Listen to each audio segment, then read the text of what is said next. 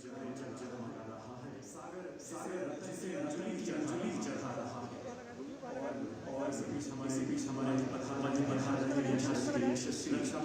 मंत्री परम श्रद्धेय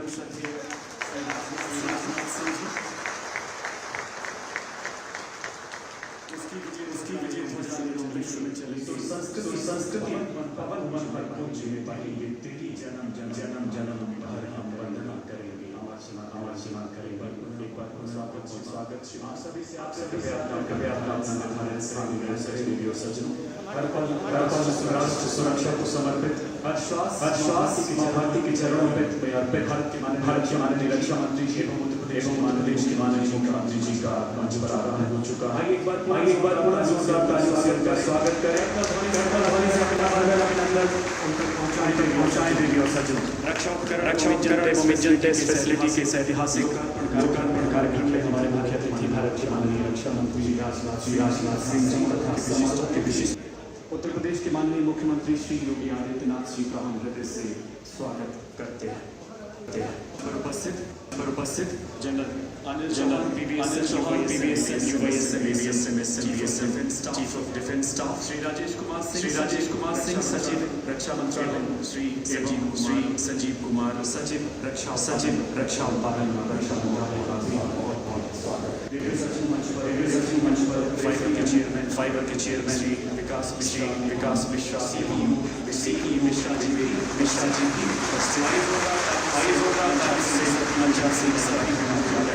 अभिवादन करें।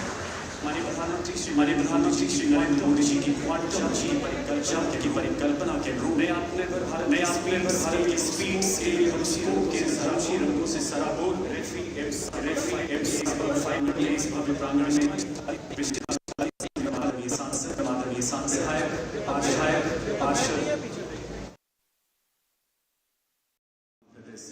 स्वागत करते हैं। कार्यक्रम की शोभा बढ़ा रहे हैं आप सभी तहे दिल से हम इस्तेमाल करता हूं कि रेफीएम फाइबर के चेयरमैन श्री विकास मिश्रा जी से अंक एवं स्मृति चिन्ह स्वीकार करें। अतिथि देवो भव की परंपराओं अनुरूप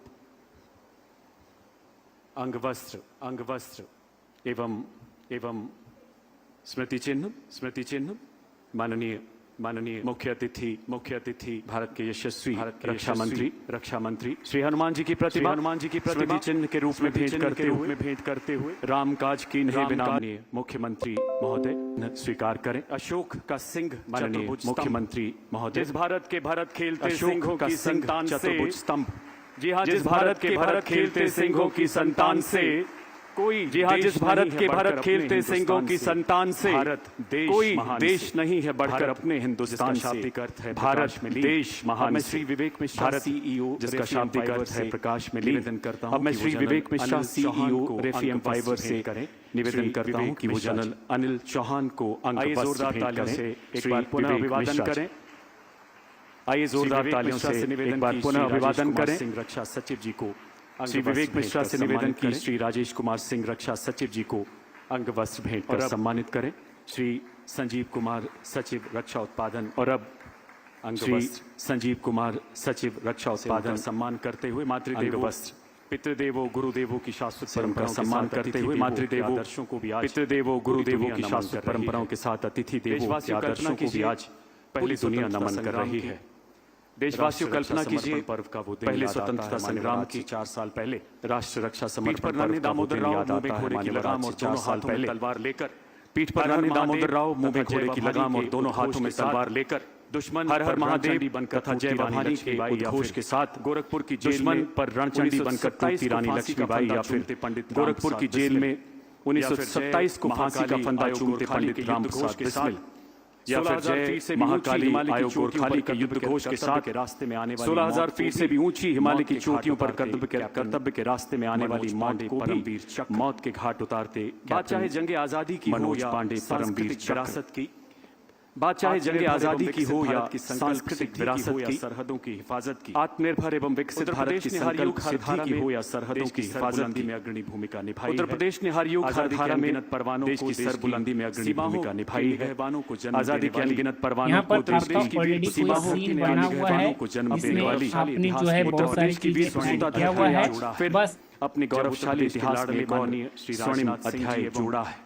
उत्तर प्रदेश के लाडले माननीय श्री राजनाथ सिंह जी एवं की गरिमामय उत्तर प्रदेश निवासियों के दिलों की धड़कन माननीय श्री योगी आदित्यनाथ जी की गरिमामय उपस्थिति में काशी से पधारे परम श्रद्धेय विद्वानों के वैदिक मंत्रोच्चारण के बीच देश की सबसे टीका कुछ ही क्षण पूर्व मंगलमय लोकार्पण किया गया। हमारा सौभाग्य की आज पूर्व राष्ट्र मंगलमय लोकार्पण किया गया। हमारा सौभाग्य कि आज हम राष्ट्र गौरव के पलों के साक्षी हैं। अब मैं रेफी एम फाइबर के चेयरमैन श्री विकास मिश्रा जी से आग्रह करता हूं कि कृपया स्वागत संबोधन के लिए पधारें।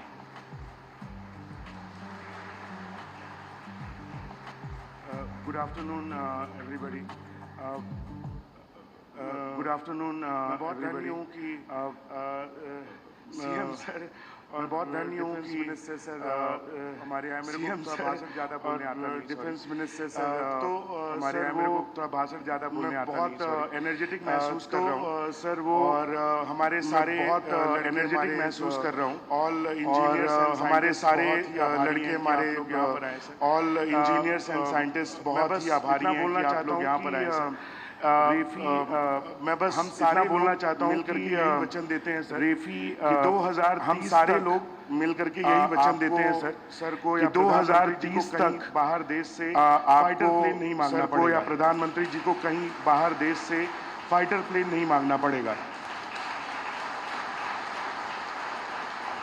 सर हम लोग बहुत पढ़ाई करते हैं और बहुत उसके बाद उसको हम लोग बहुत पढ़ाई करते हैं और बहुत उसके बाद उसको लेके आते हैं उस फिजिक्स को और ये मेक श्योर करेंगे सर कि मैन्युफैक्चरिंग प्रोसेस में लेके एमक्यू रीपर और ये मेक श्योर करेंगे सर कि आपको खरीदना पड़ेगा ये एमक्यू रीपर या मेल क्लास यूएवी अगले साल से ही नहीं खरीदना पड़ेगा।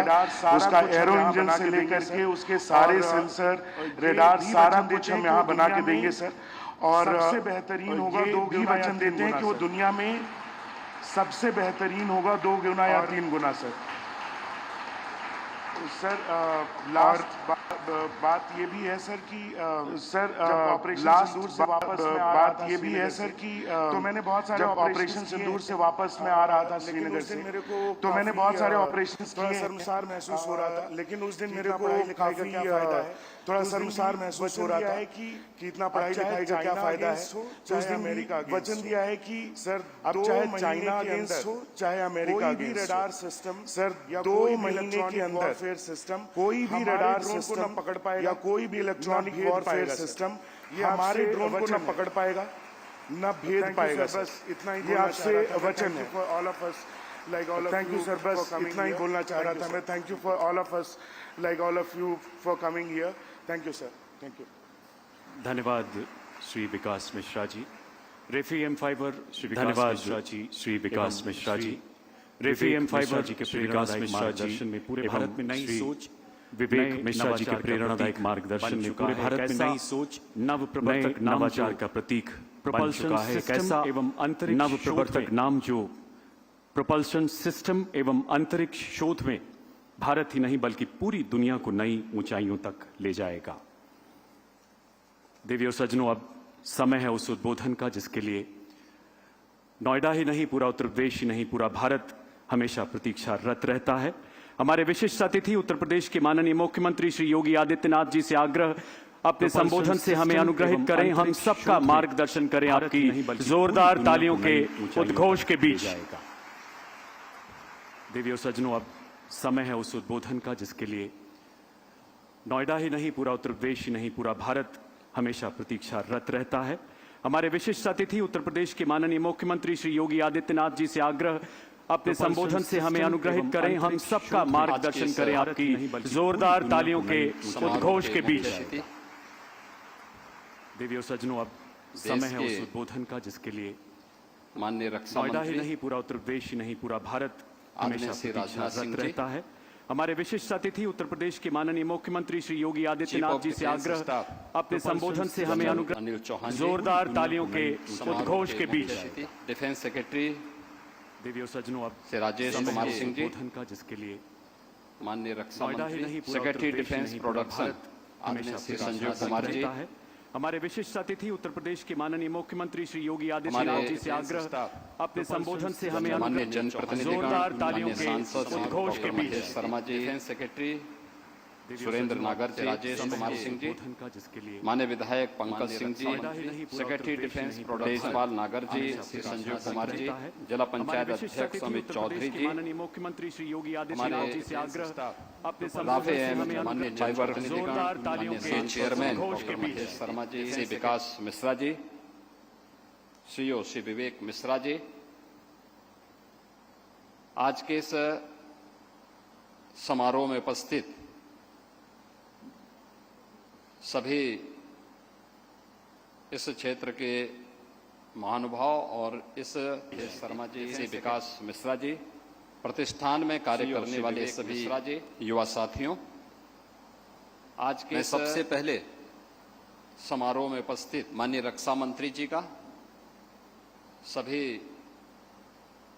इस क्षेत्र के उत्तर प्रदेश के महानुभाव और इस प्रतिष्ठान में आगमन पर हृदय से स्वागत करता हूं। प्रतिष्ठान में कार्य करने वाले सभी युवा साथियों, मैं बधाई देता हूं। आज के सबसे पहले श्री विकास समारोह में मिश्रा और माननीय रक्षा मंत्री जी को, सभी जिन्होंने इस क्षेत्र के आज की बढ़ती हुई चुनौतियों इस प्रतिष्ठान में आगमन को देखते हुए रक्षा क्षेत्र की इन चुनौतियों का सामना करने के लिए सभी युवा साथियों, मैं बधाई देता हूं। इलेक्ट्रॉनिक वारफेयर से पहले को हम कैसे समारोह में शेष कर सकते हैं मिश्रा जी को, और कैसे उन चुनौतियों का सामना कर सकते हैं जिन्होंने उस दृष्टि से आज की बढ़ती अत्याधुनिक ड्रोन के निर्माण करने के साथ ही रक्षा क्षेत्र की इन चुनौतियों, एयरक्राफ्ट इंजन एंड डिफेंस युवा साथियों, एरोस्पेस टेस्ट फैसिलिटी से पहले को यहाँ पर विकसित करने में सफलता प्राप्त की है। मैं इसके लिए और कैसे उन चुनौतियों का सामना कर सकते हैं चेयरमैन श्री विकास मिश्रा जी को और सीईओ श्री विवेक मिश्रा जी को अपनी Imagine being able to build an app with your name on it, just by thinking about it. Meet Base 44, a complete AI creation platform. हृदय से बधाई देता हूं और उनका अभिनंदन करता हूं। चेयरमैन,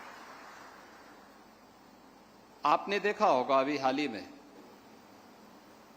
अपने Imagine being able to build an app with 1947 Just by से thinking लगातार विभिन्न प्रकार की चुनौतियों का सामना करता रहा है, और प्रत्येक युद्ध का पैटर्न हर एक युद्ध ने बदलते हुए भी देखा है। ऑपरेशन सिंदूर ने युद्ध के एक नए दौर में प्रवेश किया। उसने भारत के सामर्थ्य और शक्ति का एहसास तो दुनिया को कराया ही, लेकिन हम सबकी आंखों को खोलने के लिए बहुत सारे ऐसे अवसर और ऐसे मौके भी हम लोगों को दिए हैं जो हमें भविष्य की चुनौतियों से जूझने और उनका सामना करने के लिए एक नई प्रेरणा भी प्रदान कर चुके हैं, और उस दिशा से अपने आप को तैयार करना ये आज की आवश्यकता है। क्योंकि हम सब इस बात को जानते हैं कि आपके पास ताकत है तो दुनिया आपके सामने नतमस्तक होगी। और ये आज से नहीं, प्राचीन काल से ही भारतीय मनीषा तो इस बात को मानती रही है। जब महाभारत के युद्ध के दौरान गुरु द्रोणाचार्य से ही पूछा गया था कि आप शस्त्र धारण क्यों कर रहे हैं, तो उन्होंने एक ही बात कही थी। उस समय उनकी जो प्रेरणा थी वह केवल उस कालखंड के लिए नहीं थी। अग्रतः चतुरो वेद पृष्ठतः सश्रम धनु, यानी शस्त्र और शास्त्र का, जिसके बारे में भारतीय मनीषा बार बार कहती है कि शस्त्रेण रक्षते राष्ट्रे शास्त्र चिंता प्रवर्तते, यानी शस्त्र और शास्त्र दोनों में जब बेहतर समन्वय होगा तब कोई राष्ट्र शक्तिशाली होगा। और जब आप शक्तिशाली हैं तो अगला व्यक्ति शांति की अपील करते हुए आपके सामने आएगा। शांति मांगने से नहीं होती है। आप देखते होंगे एक बकरी जिंदगी भर मिमियाती रहती है लेकिन कोई उसको बख्शता नहीं है, उसका मालिक हो या कसाई हो।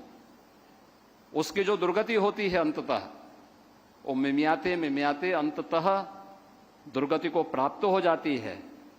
लेकिन एक शेर अपनी दहाड़ से न केवल जंगल का राजा होता है बल्कि सब पे शासन करने की सामर्थ्य भी रखता है और सबका एक हीरो भी होता है। आप किसी जू में जाइए तो जू तब तक अधूरा होता है जब तक वहां कोई टाइगर नहीं है। आप ढेर सारे वहां जानवर रख लीजिए लेकिन लोगों को अच्छा लगेगा, लेकिन एक टाइगर है तो मान के चलिए कि हर व्यक्ति वहां जरूर जाकर के देखने का प्रयास करता है। और यह उन सब के लिए भी है और इसी के लिए कहा गया कि वीर भोग्या वो सुंदरा। महाराणा प्रताप ने ही कहा था। उत्तर प्रदेश इस देश से पहले से बहुत समृद्ध रहा है और खासतौर पर उत्तर प्रदेश में पहले से ही 9 ऑर्डिनेंस फैक्ट्रीज पहले से यहां पर कार्यरत हैं। आज भी वे सफलतापूर्वक रक्षा उत्पादन के लिए अपना कार्य कर रही हैं। और डिफेंस पीएसयूज भी यूपी के अंदर 4 पहले से मौजूद हैं जो बहुत सफलतापूर्वक रक्षा क्षेत्र में अपनी भूमिका का निर्वहन कर रहे हैं। मैं आभारी हूं आदरणीय प्रधानमंत्री जी का और आदरणीय रक्षा मंत्री जी का। आज भी वे सफलतापूर्वक जिन्होंने देश की वर्तमान की चुनौती को ध्यान में रखते हुए और डिफेंस देश के अंदर भी यूपी के अंदर 4 डिफेंस मैन्युफैक्चरिंग जो बहुत सफलतापूर्वक के जो 2 नए केंद्र उभरते हुए दिखाई दे रहे हैं उनमें से एक उत्तर प्रदेश को दिया है और उत्तर प्रदेश में हम 6 नोड में उसका विकास। आभारी हूं आदरणीय प्रधानमंत्री जी का। अब तक हम लोगों ने रक्षा मंत्री जी का आज भी 12,500 एकड़ लैंड चुनौती को ध्यान में डिफेंस मैन्युफैक्चरिंग कॉरिडोर के लिए देश के अंदर अलीगढ़ यूपी के अंदर आगरा डिफेंस कानपुर बहुत सफलतापूर्वक लखनऊ 2 नए केंद्र झांसी और चित्रकूट में उपलब्ध करवाया है। और इसके अलावा हम लोगों ने इस बात को भी सुनिश्चित किया है कि जितना भी लैंड चाहिए और जिस भी प्रकार की सुविधा चाहिए उत्तर प्रदेश सरकार उपलब्ध करवाएगी। मैं धन्यवाद दूंगा आदरणीय रक्षा मंत्री जी को जिन्होंने ब्रह्मोस मिसाइल का केंद्र उत्तर प्रदेश की राजधानी लखनऊ में बनाया। डिफेंस कानपुर अब लखनऊ 2 नए केंद्र झांसी और चित्रकूट में उपलब्ध करवाए जा रहे हैं। और क्योंकि इसके अलावा हम लोगों ने इस बात को भी सुनिश्चित किया है जो मुस्कुराहट लैंड चाहिए तब तक अधूरी और जिस भी प्रकार की सुविधा चाहिए वहां से मिसाइल की उत्तर प्रदेश सरकार उपलब्ध करवाएगी। और अब और अच्छे ढंग से आदरणीय रक्षा मंत्री जी को जिन्होंने सिंदूर के अंदर ब्रह्मोस मिसाइल का अपनी क्षमता का प्रदर्शन भी किया। उत्तर प्रदेश की राजधानी लखनऊ में बना। ऐसे ही उत्तर प्रदेश के अंदर लखनऊ बीडीएल का केंद्र झांसी में कूट में उपलब्ध करा केंद्र बनाने के साथ ही वहां पर उसके मैन्युफैक्चरिंग की कार्रवाई भी प्रारंभ हुई है। सुनिश्चित किया है जो लैंड चाहिए अमेठी में उसका निर्माण का कार्य चल रहा है। वहां से मिसाइल बबलेन स्कॉट का हरदोई में कार्य चल रहा है और अब ये सभी तेजी के साथ उभर रहे हैं। और अन्य भी ऐसे यूनिट उत्तर प्रदेश के अंदर वर्तमान में कार्यरत हैं। और मेरा विश्वास है राजधानी कि आज यहाँ से ही उत्तर प्रदेश नए कार्य को लेकर के aircraft engine and defence aerospace test facility के जिस सेंटर का आज यहाँ पर माननीय रक्षा मंत्री जी ने यहां पर अभी उद्घाटन किया है। हम लोगों ने देखा है कि उसके टेस्टिंग फैसिलिटी को किस रूप में हम आगे बढ़ा सकते हैं। यूनिट उसके लिए हमें दुनिया पर निर्भर में कार्यरत हैं और सारा डाटा हमारा कैप्चर करके बाद में हमें ही उत्तर प्रदेश दुश्मन को बनाने का कुत्सित प्रयास करता था इंजन एंड डिफेंस नहीं कर पाएगा, उसकी कुछ भी नहीं चलेगी। यह हम विश्वास के साथ कह सकते हैं। मैं यहाँ पर इस प्रकार की टेक्नोलॉजी के लिए आदरणीय प्रधानमंत्री जी का आदरणीय रक्षा मंत्री जी का हृदय से आभार व्यक्त करते हैं। आगे बढ़ा यूनिट नोएडा में फैसिलिटेशन सेंटर के साथ अत्याधुनिक ड्रोन निर्माण के नए केंद्र के रूप में इस नई यूनिट को यहाँ पे स्थापित करने के लिए नहीं कर पाए विकास मिश्रा और विवेक मिश्रा भी नहीं चलेगी। हृदय से धन्यवाद देता हूँ। कह सकते हैं उत्तर प्रदेश वासियों की ओर से उनका इस प्रकार का अभिनंदन करता हूँ और उन्हें इस बात के लिए आश्वस्त करता हूँ। हृदय से आभार। उत्तर प्रदेश सरकार नोएडा में देश की सुरक्षा के लिए सेंटर के साथ अत्याधुनिक या फिर देश के की आवश्यकता के लिए जिस भी प्रकार की आवश्यकता पड़ेगी नई यूनिट को हर प्रकार का सहयोग अपनी ओर से करेगी। आज के इस अवसर पर मैं एक बार फिर से आप हृदय से धन्यवाद देता हूँ। हृदय से धन्यवाद देते हुए अपनी वाणी को विराम देता हूँ, अभिनंदन करता हूँ और उन्हें इस बात के लिए आश्वस्त करता हूँ। हृदय से आभार। उत्तर प्रदेश सरकार नोएडा में देश की सुरक्षा के लिए धन्यवाद श्रीमान। आपकी जीवन यात्रा मां भारती की निष्ठावान सेवा है। आपका हर शब्द राष्ट्र सर्वोपरि का संकल्प है। आपके ओजस्वी उद्गारों के लिए हृदय से आभार। देवी और सज्जनों, हमारा सौभाग्य कि भारत के माननीय रक्षा मंत्री जी आज यहाँ उपस्थित हैं, जिनके फौलादी मार्गदर्शन में देश की तीनों सेनाओं की त्रिशक्ति दुश्मन की हर नापाक कोशिश का मुंह तोड़ जवाब दे रही है और रक्षा आत्मनिर्भरता इस विजयश्री का मार्ग प्रशस्त कर रही है। जिन मोहि मारा ते मैं मारे के बजरंगी आदर्शों के अथक अनुपालक हमारे प्रेरणापुंज माननीय रक्षा मंत्री जी से निवेदन, आज की इस ऐतिहासिक सभा को संबोधित करें। मान्यवर, हमारा मार्गदर्शन करें आपकी जोरदार तालियों के बीच माननीय रक्षा मंत्री महोदय।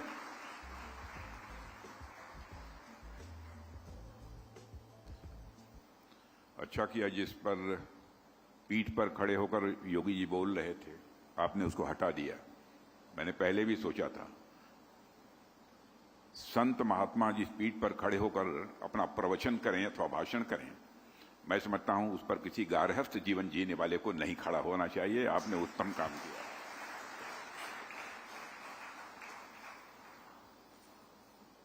उत्तर प्रदेश के माननीय मुख्यमंत्री Shri Yogi Adityanath ji, chief of defence staff general Anil Chauhan, defence secretary Shri Rajesh Kumar Singh, secretary defence production Shri Sanjeev Kumar, Shri Surendra Nagar सांसद राज्यसभा, डॉक्टर महेश शर्मा सांसद लोकसभा, श्री अमित चौधरी जिला पंचायत अध्यक्ष गौतम बुद्ध नगर, श्री पंकज सिंह, श्री विकास मिश्रा चेयरमैन राफे यम फ्रिप प्राइवेट संजीव कुमार, श्री विकेश मिश्री, सुरेंद्र नागर सांसद राज्यसभा, रेफी महेश शर्मा यम फिब्र के scientist engineers and Shri Amit Chaudhary media के अध्यक्ष देवी बुद्ध नगर, श्री पंकज सिंह, श्री विकास मिश्रा। आज रेफी यम फाइबर प्राइवेट लिमिटेड द्वारा निर्मित फ्रिप प्राइवेट देश की सबसे बड़ी एरो इंजीनियरिंग सांसद राष्ट्र को समर्पित की गई है। रेफी यम इस महत्वपूर्ण अवसर पर प्रिय विशाल मिश्रा मीडिया के अध्यक्ष पर प्रिय विवेक नगर नोएडा उत्तर प्रदेश की जनता श्री विकास और समस्त देशवासियों को मैं हार्दिक बधाई दे रहा हूं। निर्मित देश की सबसे बड़ी एरो इंजीनियरिंग इन दोनों बच्चों ने कमाल किया है। रेफी यम इस महत्वपूर्ण अवसर पर करिश्मा किया है।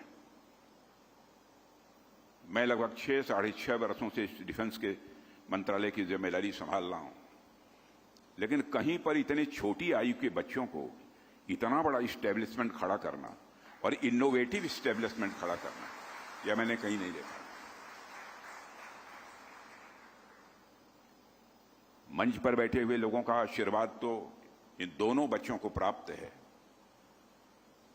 लेकिन आप भी जितने आगे लोग बैठे हुए हैं, चाहे सांसद हों, विधायक हों, कोई जनप्रतिनिधि हों, और मैं मंच के लोग पर बैठे हुए लोगों से अनुरोध करूंगा, कहाँ है विशाल मिश्रा, विवेक मिश्रा,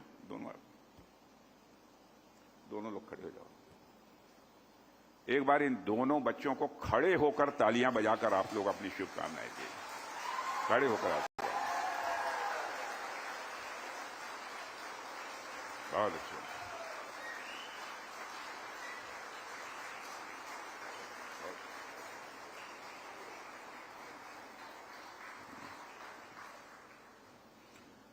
साथियों, जितना मैं नोएडा को जानता हूं, मैं कह सकता हूं, हमेशा नोएडा और यही जब हमने आत्म देखा है तो उसका एक मजबूत हिस्सा आज हमें यहां भी नजर आया है। आज जितने भी बड़े बड़े इनोवेशंस यानी नवाचार हो रहे हैं, चाहे वह स्टार्टअप्स हों या मैन्युफैक्चरिंग यूनिट्स हों या हाई टेक सॉल्यूशंस की बात हो, मैं विश्वास के साथ कह सकता हूं, पूरे कॉन्फिडेंस के साथ कह सकता हूं कि नोएडा हर जगह अपनी अग्रणी भूमिका का निर्वाह कर रहा है। और मैं मानता हूं कि आने वाले समय में यह नोएडा देश के विकास में और भी मजबूत भूमिका निभाएगा, ऐसा मेरा पक्का विश्वास है। साथियों, यहां आकर जो अनुभव मुझे हो रहा है वह बिल्कुल अलग है और नया है। मैं फिजिक्स का विद्यार्थी रहा हूं, फिजिक्स का मैं टीचर भी रहा हूं और लंबे समय तक मैंने टीचिंग का भी काम किया है। इसलिए मुझे बहुत ही अच्छा लगता है जब इस तरह के हमारे युवाओं के नेतृत्व में देश में टेक्नोलॉजिकल प्रोग्रेस हो, तो सचमुच मुझे बेहद खुशी होती है।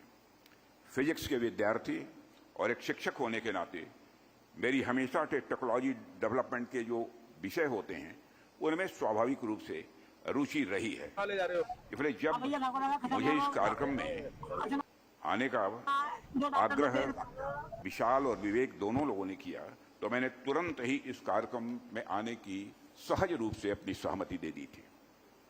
मैं विवेक और विशाल मिश्रा को पुनः बधाई देता हूं। आप दोनों ही एक प्रकार से डिफेंस सेक्टर में साइंटिफिक रिवॉल्यूशन के एक उदाहरण हैं। साइंटिफिक रिवॉल्यूशन के की आप मिसाल हैं, माने वैज्ञानिक क्रांति की आप मिसाल हैं। हमें गर्व है हमारे बीच ऐसे नौजवानों पर जो आत्मनिर्भर भारत के निर्माण में पूरी तत्परता के साथ अपना योगदान दे रहे हैं। साथियों, आप दोनों जैसे युवा न सिर्फ एक कंपनी खड़ी कर रहे हैं बल्कि एक पूरी सोच और नई दिशा भी तैयार कर रहे हैं। क्योंकि जो कुछ चीजें इन लोगों ने बतलाई हैं, मैंने देखा कि सचमुच अन्य किसी स्थानों पर वह देखने को नहीं मिलेगा। मिला है हमको तो केवल यहां पर मिला है।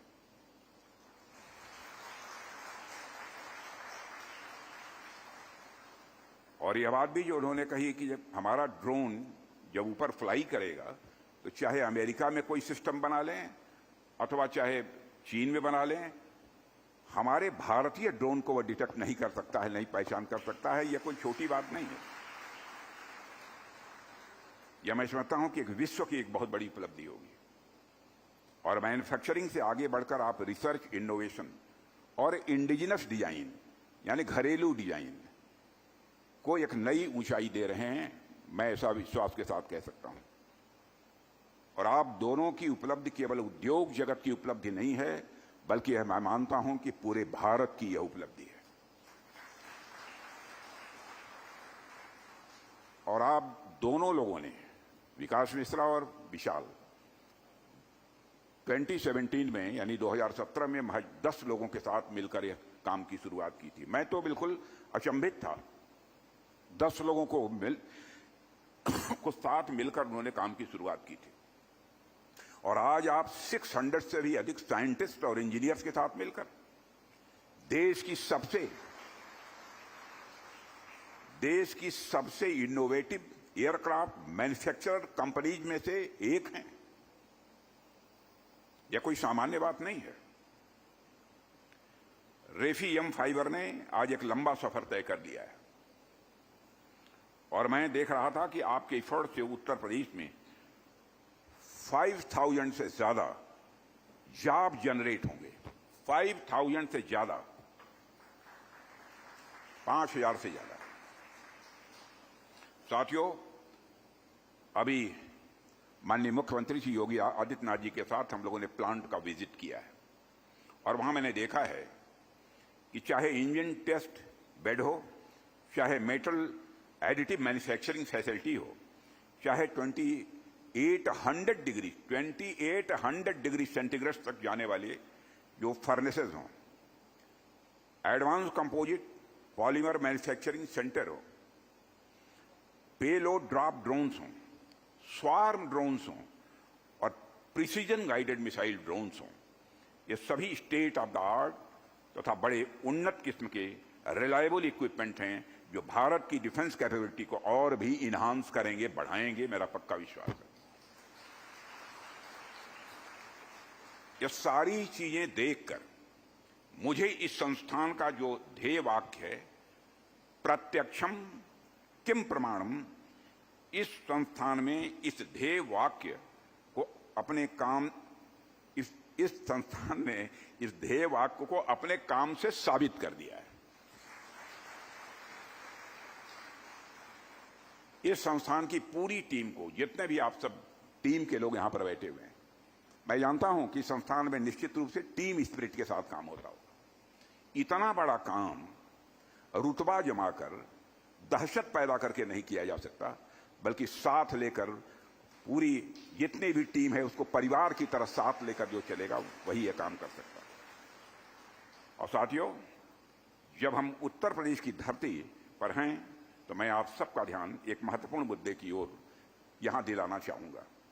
एक समय था जब इस प्रदेश में ईज ऑफ डूइंग बिजनेस, माने कि कोई काम धाम करने के लिए जो सहजता सरलता चाहिए, ईज ऑफ डूइंग बिजनेस के नाम पर अव्यवस्था फैली हुई थी।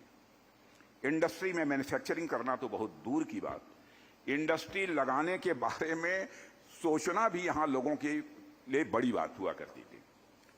यहां पर कानून और व्यवस्था के हालात इस प्रकार के थे, अन्य भी जो सुविधाएं किसी भी इंडस्ट्री को स्टैब्लिश करने वाले व्यक्ति को मिलनी चाहिए, इन्वेस्टर को मिलनी चाहिए, वो नहीं मिलती थी।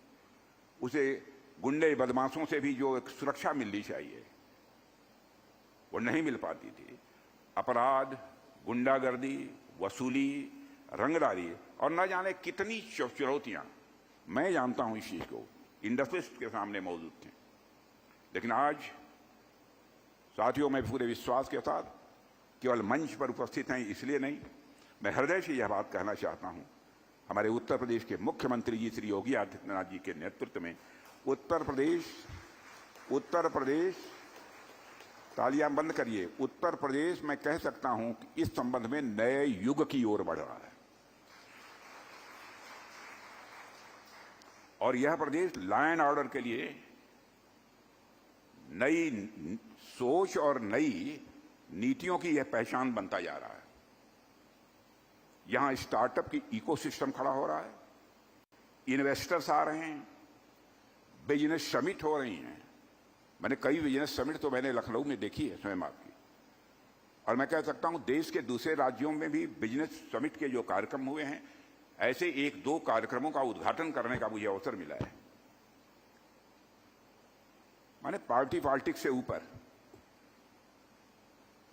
मैंने उस प्रकार का इन्वेस्टर्स के अंदर उत्साह नहीं देखा, वो जज्बा नहीं देखा जो हमको उत्तर प्रदेश की इन्वेस्टर्स समिट में देखने को मिला था।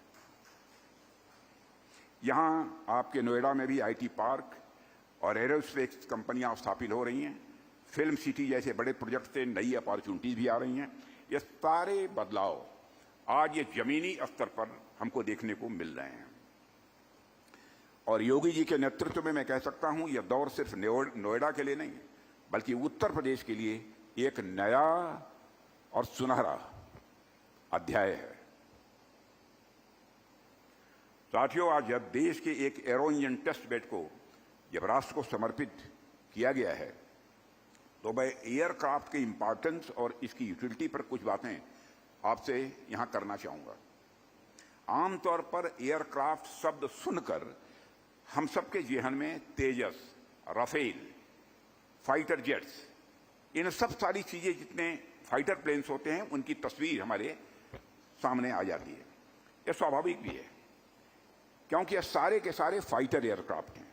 लेकिन आज के दौर में इस बदलती दुनिया में मेरे साथियों, ड्रोन्स ने भी एरोस्पेस सेक्टर में अपनी बड़ी भूमिका निभाई है, बहुत बड़ी भूमिका निभाई है। और आज ड्रोन्स का इस्तेमाल मैं कह सकता हूं उन जगहों पर भी किया जा रहा है जहां बड़े इक्विपमेंट नहीं पहुंच सकते। रूस और यूक्रेन के बीच जो कॉन्फ्लिक्ट हुई है, उस कॉन्फ्लिक्ट को यदि माइन्यूटली आपने ऑब्जर्व किया होगा तो देखा होगा, वहां पर बड़े पैमाने पर ड्रोन्स का इस्तेमाल हो रहा है, हुआ था और अब भी हो रहा है, होता रहता है।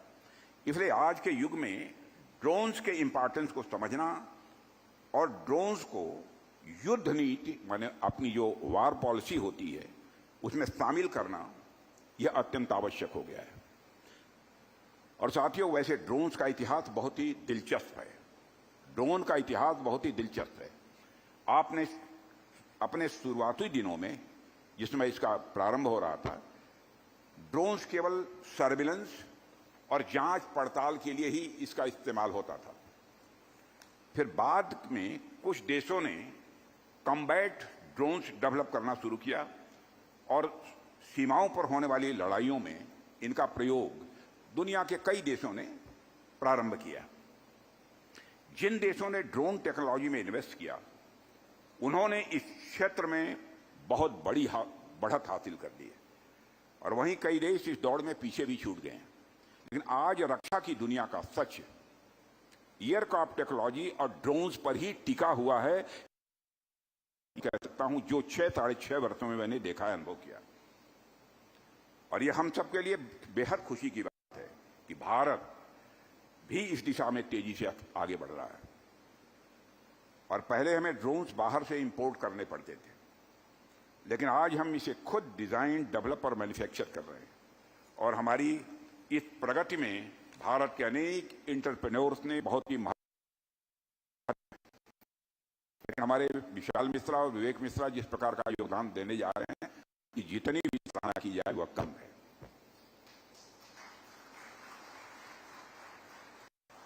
साथियों, अगर आर्थिक व्यवस्था की बात करें तो आदिकाल से लेकर बहुत लंबे समय तक, यानी लगभग 300 वर्ष पहले तक जमीन का एक प्रमुख स्थान हुआ करता था।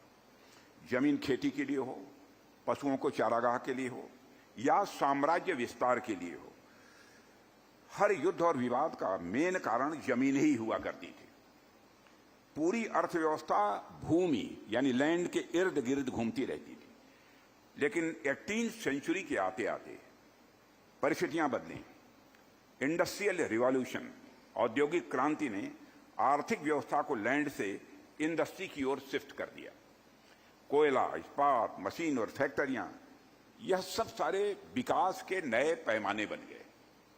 पर पिछले 40-50 वर्षों में एक और बड़ा बदलाव हुआ है जिसे आपने भी महसूस किया होगा कि आर्थिक व्यवस्था का केंद्र अब इंडस्ट्रीज से निकलकर आर्थिक व्यवस्था का केंद्र अब इंडस्ट्रीज से निकलकर टेक्नोलॉजी की ओर आ गया है।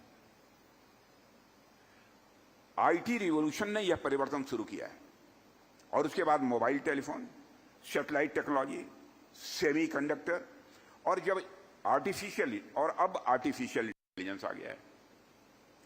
इन सबने हमारी अर्थव्यवस्था और हमारे समाज को गहराई से प्रभावित किया है। इस हकीकत को भी कोई नकार नहीं सकता। टेक्नोलॉजी ने तो वैसे मानव जीवन को बहुत सुविधाएं और संपन्नता दी हैं, लेकिन इसके साथ साथ जहां संपन्नता दी है, सुविधाएं दी हैं, वहीं चुनौतियां भी दी हैं। और आज हम टेक्नोलॉजी की दुनिया में देखें तो हमें साफ दिखाई देता है कि यह दो हिस्सों में बट रही है। टेक्नोलॉजी हैव्स और technology have nots. Technology haves वे दोस्त हैं जिन्होंने टेक्नोलॉजी के क्षेत्र में अपनी बढ़त बना ली है। वहीं टेक्नोलॉजी हैव नॉट्स में वे दोस्त हैं, वे देश हैं जो कि इस दौड़ में पीछे छूट गए हैं। और इन दोनों के बीच विकास की खाई इतनी गहरी होती जा रही है जितनी पहले कभी नहीं देखी गई थी। कई देश और उनकी कंपनियां दिन रात प्रोग्रेस कर रही हैं, जबकि कुछ देश अभी भी सीढ़ी की निचले पायदान पर ही खड़े हैं। यह स्थिति टेक्नोलॉजी इंपेरियलिज्म यानी तकनीकी साम्राज्यवाद जिसे कहते हैं का रूप ले चुकी है। कभी साम्राज्यवाद धन और भूमि पर अधिकार जमाने से बढ़ता था, आज यह टेक्नोलॉजी का डोमेन जो है तो टेक्नोलॉजी डोमेन पर अधिकार जमाने से बढ़ रहा है। यह बात मैं दावे के साथ कह सकता हूं आज की स्थिति को देखते हुए। साथियों, आज हम यह देख रहे हैं कि दुनिया में इंपेरियलिज्म यानी साम्राज्यवाद का नया स्वरूप सामने आया है।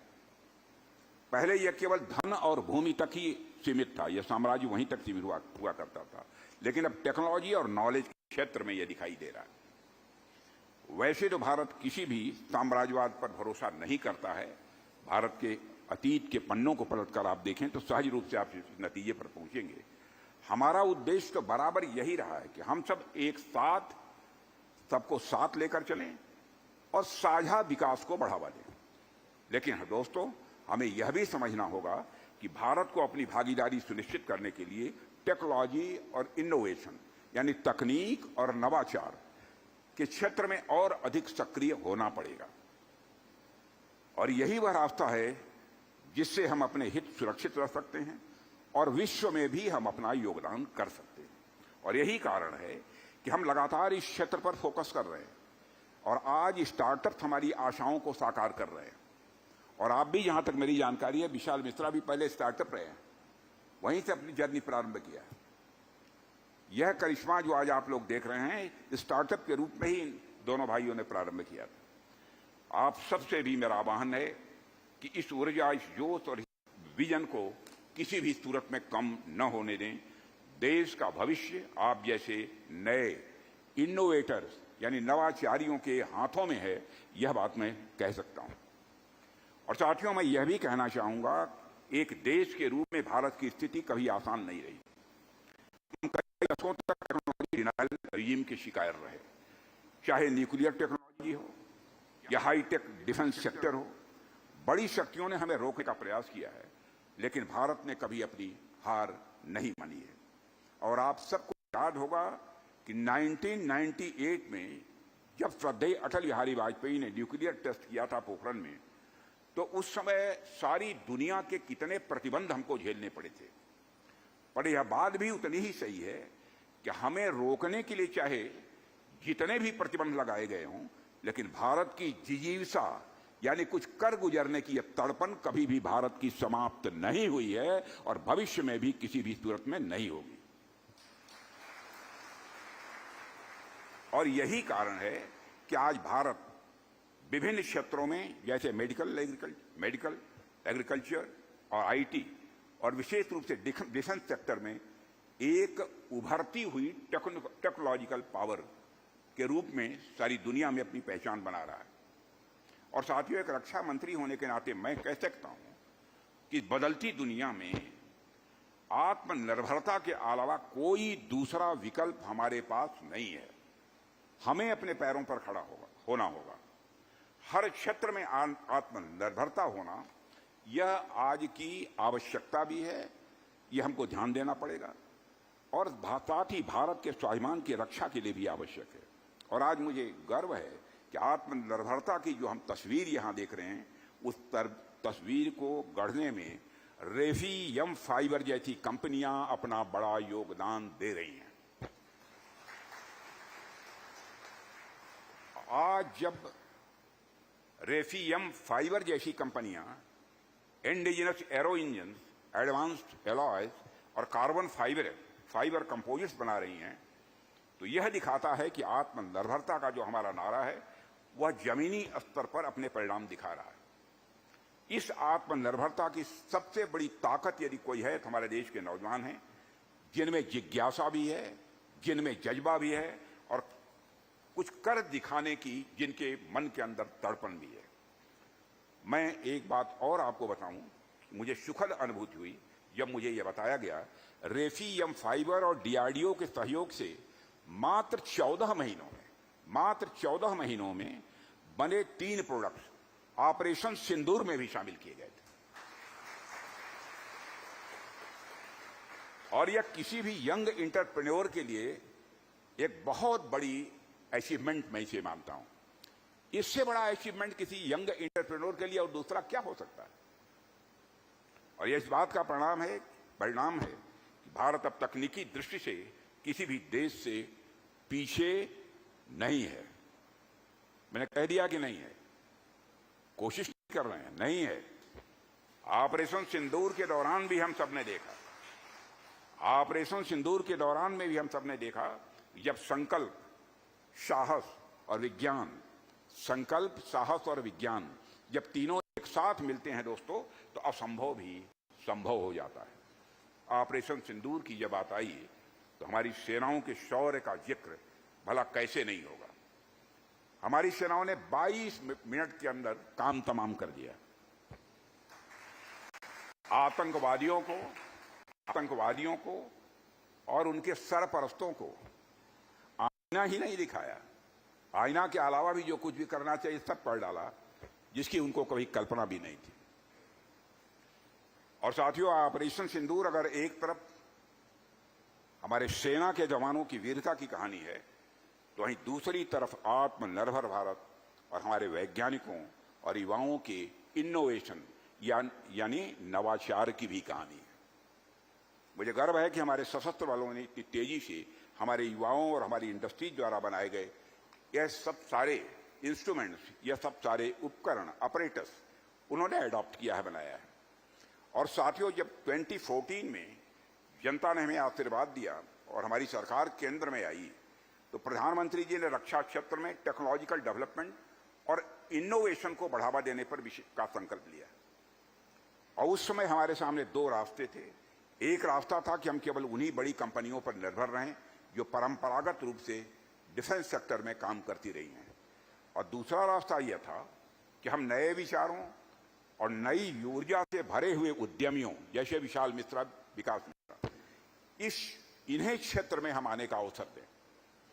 हम दोनों रास्तों को संतुलित रूप से अपनाया है और एक और बड़ी कंपनियों को सहयोग देकर हमने उनकी क्षमता को और मजबूत किया है, वहीं दूसरी ओर स्टार्टअप्स और यंग इनोवेटर्स को भी आमंत्रित किया ताकि वे अपनी नई सोच और नई तकनीक के दम पर रक्षा क्षेत्र में एक बहुत बड़ा क्रांतिकारी बदलाव ला सकें।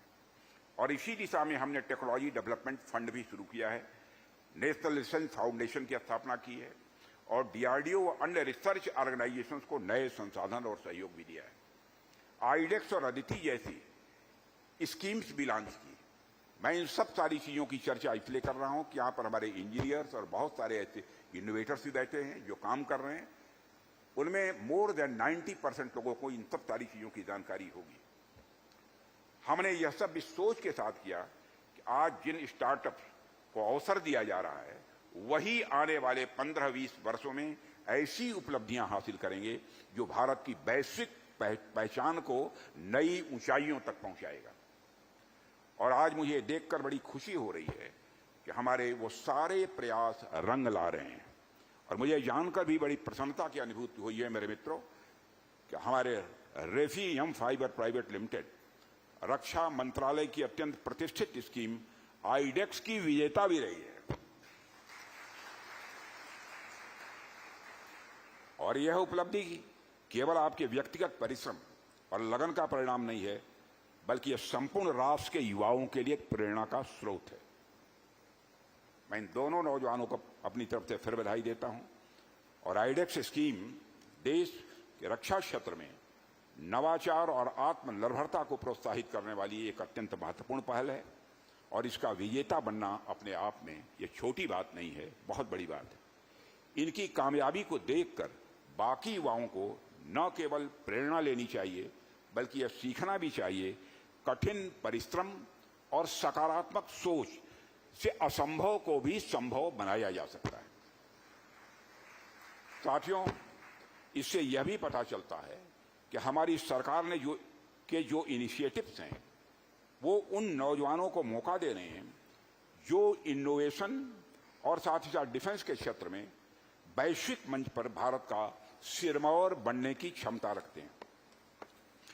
साथियों, आज का यह अवसर केवल एक कंपनी की उपलब्धि का उत्सव मात्र नहीं है, बल्कि यह उस नए भारत की पहचान है जो अपने सामर्थ्य पर विश्वास करता है और अपने सपनों को पूरा करने के लिए पूरी तरह से संकल्पबद्ध है। हम सबको यह समझना होगा कि 21वीं सदी की असली ताकत वही देश बनेंगे जो टेक्नोलॉजी, इनोवेशन और आत्मनिर्भरता को अपने समाज और संस्कृति के साथ जोड़ पाएंगे। और मुझे गर्व है यह कहते हुए कि भारत इस ओर तेजी के साथ आगे बढ़ रहा है। और मैं तो यही कहना चाहूंगा अंत में कि आइए हम सब मिलकर यह संकल्प लें कि भारत को न केवल आत्मनिर्भर बनाएंगे, बल्कि विश्व में टेक्नोलॉजी यानी प्रौद्योगिकी, इनोवेशन और रक्षा सामर्थ्य के क्षेत्र में हम भारत को अग्रणी बनाकर ही दम लेंगे, इसी विश्वास और इसी शुभकामना के साथ मैं पुनः विशाल और विवेक इन दोनों नौजवानों को फिर से हृदय से बधाई देते हुए और साथ ही आयु में बड़ा हो इसलिए आशीर्वाद भी देते हुए, वैसे आशीर्वाद तो आपको योगी जी का मिल चुका है, मैं अपना निवेदन समाप्त करता हूं।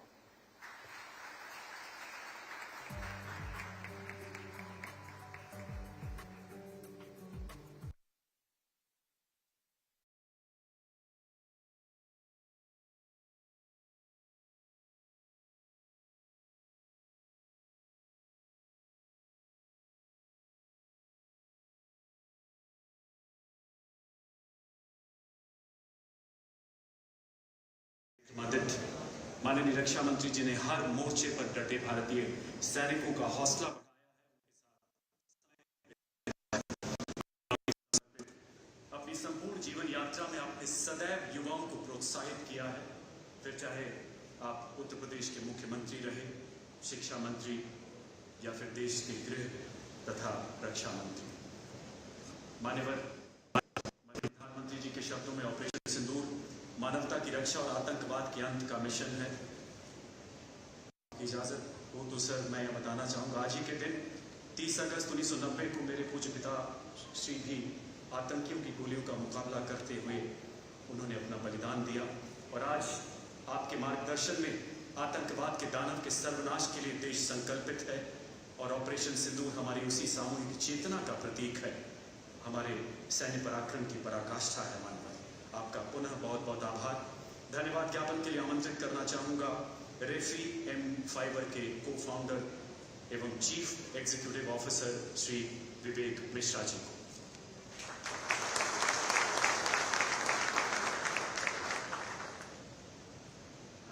Honorable Defense Minister sir, Honorable CM sir, CDS sir, Sec sir and Secretary Defense Production sir, मैं हम 750 रेफी के लोगों की तरफ से आपका धन्यवाद देना चाहता हूँ कि आपने अपने बिजी स्केड्यूल से टाइम निकालकर हमको ये समय दिया। मैं ये आपको आश्वासन देना चाहता हूँ कि हम 750 लोग बहुत ही प्राउड महसूस करते हैं कि इस देश की सिक्योरिटी में हम छोटा सा कंट्रीब्यूशन कर पाते हैं। मैं आपको ये बताना चाहता हूँ कि जब ऑपरेशन सिंदूर हो रहा था तो हम सारे लोग 4 से 5 दिन यहीं थे, कोई घर नहीं गया, सबने यहीं पर बैठ के मेहनत की और हम कांस्टेंट टच में थे हमारे फोर्सेस के साथ कि हम कैसे मदद कर सकते हैं।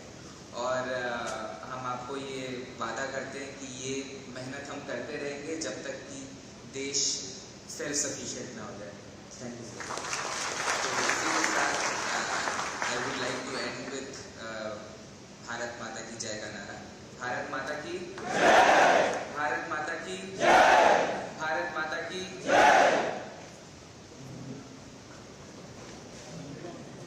कार्यक्रम यही संपन्न होता है। आप सबसे आग्रह कृपया मुख्य अतिथि एवं अन्य विशिष्ट अतिथि